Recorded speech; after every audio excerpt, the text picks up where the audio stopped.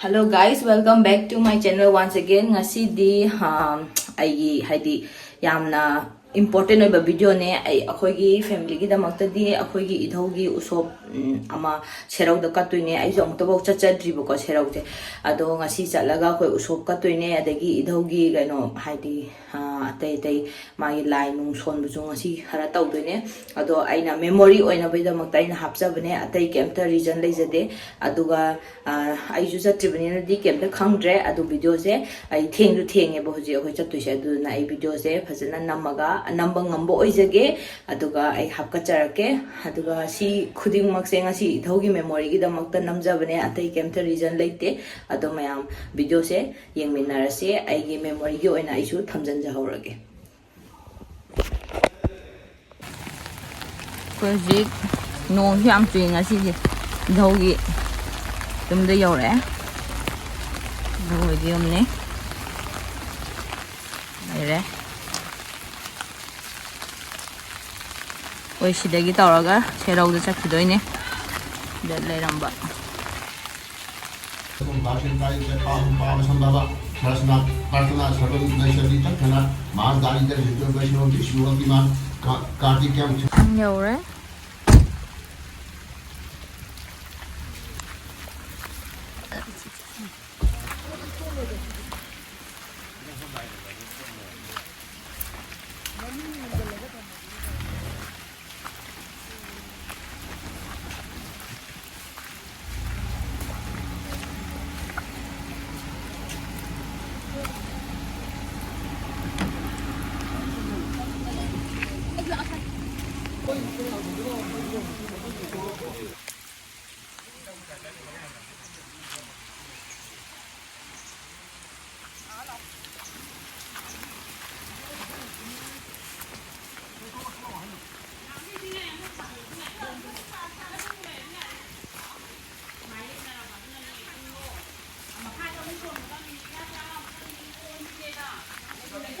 Malem ima nungthong sidabi iratpa numit kinasina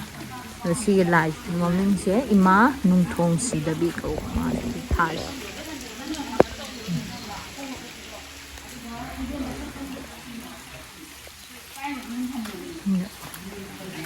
manong da mu changa yenga sikai da no si chole no ham sin hi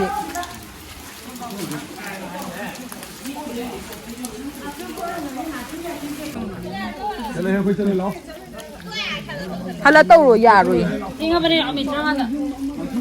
da pela son da no ai dana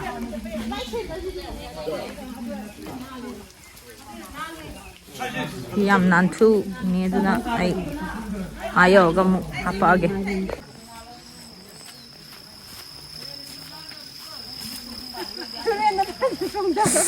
sai nong thil tawri si na tra thasna turi na chong da do ni turian na iroi ru doi ba ba hai no tam mo turi to da ya da ba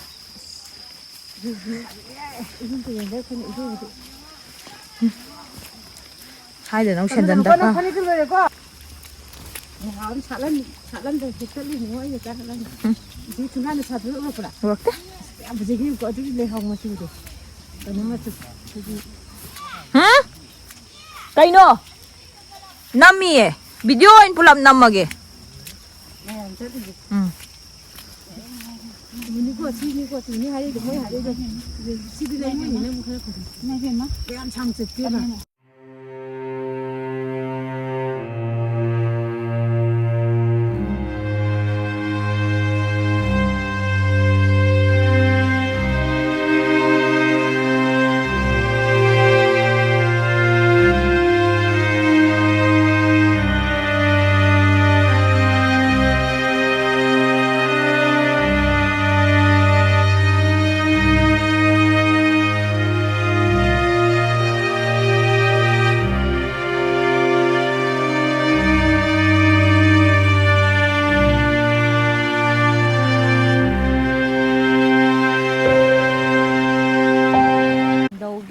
pun thada bagi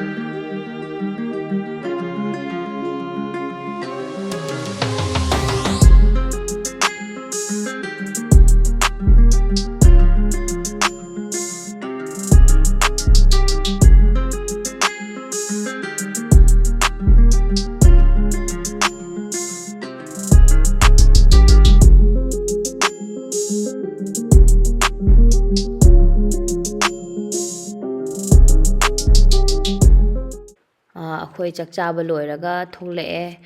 ꯑꯗꯨꯒ ꯃꯈꯥ ꯇꯥꯕ ꯚꯤꯗꯤꯑꯣꯁꯤꯗꯤ ꯁꯤꯗꯒꯤꯗꯤ ꯀꯩꯁꯨ ꯑꯩ ꯀꯩꯅꯣ ꯍꯥꯞꯄꯛꯑꯔꯣꯏꯒꯦ